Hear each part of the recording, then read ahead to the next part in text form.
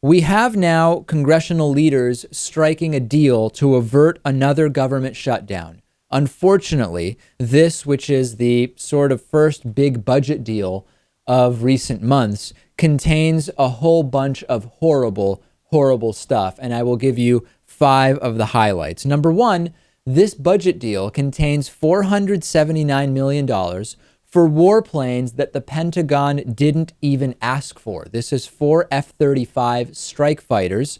The Pentagon didn't ask for them. They're part of the budget deal anyway. Fiscal conservatism, Lewis. Think about that. Another one, number 2, $93 million are cut from the WIC nutrition program. Of course, the F-35s aren't going to pay for themselves, and anytime we spend on war, we need to make a cut somewhere else. And what is being cut is some of the money for WIC, Women, Infants, and Children Nutrition Program. Disaster. Number 3, nullification of a voter-backed marijuana legalization vote in D.C. 2014 midterms saw Oregon, Alaska, and D.C. vote to legalize marijuana for recreational use.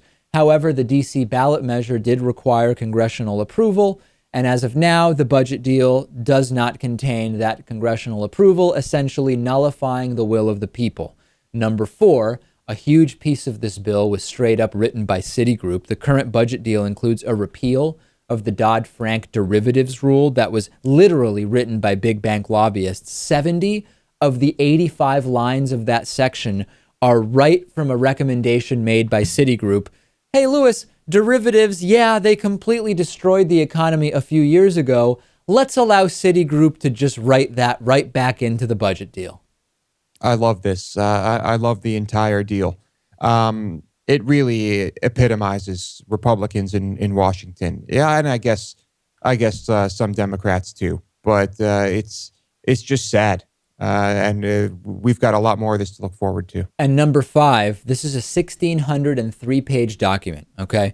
On page 1,599, Congress makes some modifications to donation rules, which would allow individuals to give more than $300,000 directly to political parties each year. Under the new rules, one couple could legally funnel $1.3 million to a party's various accounts.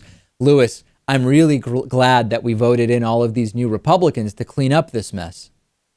This is, that's the worst part of this bill. Think about everything we're not seeing on a bill this size. I'm sure there are some pretty sinister and nefarious things that we're missing. We have to get money out. We have to get lobbying out. I would not be against term limits. We really need to completely upend the financial system. And as I've said before, no, it's unfortunate to have to hear this. Those who are in power got in power based on the status quo. Why would they actually change it? And even if a few individuals would, the vast majority would not.